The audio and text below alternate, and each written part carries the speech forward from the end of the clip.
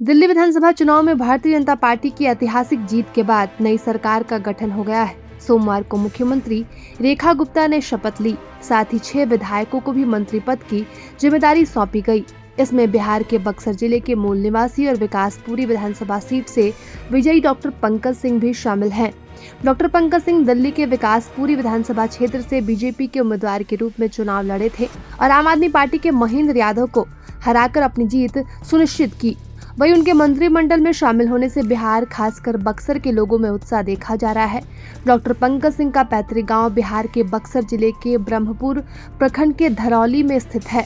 वे MCD के पूर्व commissioner स्वर्गवासी राजमोहन सिंह के बेटे हैं। राजनीति में आने से पहले उन्होंने प्रशासनिक क्षेत्र में भी अपनी अहम भूमिका निभाई थी। बता दें कि डॉक्टर पंकज सिंह के लिए यह सफलता भावनात्मक रूप से भी खास रही, क्योंकि हाल ही में उनकी मां सीता सिंह का 18 फरवरी को निधन हो गया।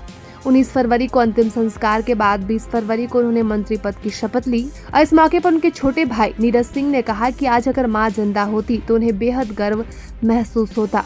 राजनीति और प्रशासनिक अनुभव के साथ साथ डॉक्टर पंकज सिंह खेलों के भी बड़े प्रशंसक हैं। वे हर साल अपने पिता की याद में बाबू Raja Mohan memorial football tournament का आयोजन बक्सर के गांव धरौली में करवाते हैं। इस टूर्नामेंट में राष्ट्रीय स्तर की टीमें हिस्सा लेती हैं और उसमें स्थानीय युवाओं को खेल के प्रति प्रेरणा मिलती है। पंकज सिंह 4 भाइयों में तीसरे नंबर पर हैं। उनके बड़े भाई मनोज सिंह सुप्रीम कोर्ट में एडवोकेट और बार काउंसिल ऑफ इंडिया के एग्जीक्यूटिव कमेटी के चेयरमैन हैं। वहीं उनके अन्य 2 भाई नीरज कुमार सिंह और राहुल कुमार सिंह दिल्ली हाई कोर्ट में वकालत कर रहे हैं। बता दें कि बिहार से जुड़े नेताओं की दिल्ली में राजनीति में बढ़ती भूमिका पर विशेषज्ञों का कहना है कि यह प्रवासी बिहारी समुदाय के बढ़ते प्रभाव को दर्शाता है। पंकज सिंह की इस उपलब्धि से बक्सर समेत पूरे बिहार में खुशी की लहर है।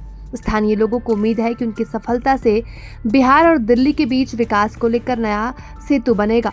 वहीं दिल्ली की नवनिर्वाचित मुख्यमंत्री रेखा गुप्ता बुधवार को विधायक दल की बैठक में बिहार प्रसिद्ध मधुबनी पेंटिंग वाली साड़ी पहने नजर आई। यह सिर्फ एक परिधान नहीं बल्कि बिहार की समृद्ध कला, संस्कृति और परंपरा का सम्मान भी है। इससे पहले वित्त मंत्री निर्मला सीतारमण ने भी बजट पेश करने के दौरान मधुबनी पेंटिंग वाली साड़ी पहनी थी।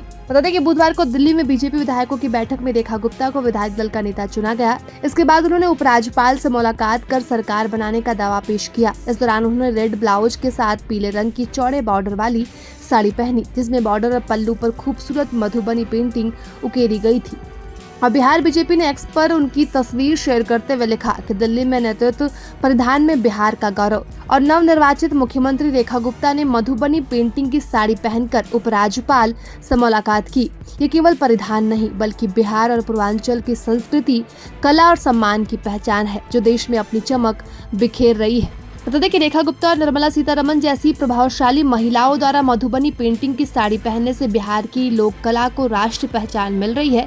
यह सिर्फ एक परिधान नहीं बल्कि भारतीय हस्तकला की अनमोल धरोहर को आगे बढ़ाने का प्रयास है। प्रभातखबर.com, विश्वास वही, रफ्तार नहीं।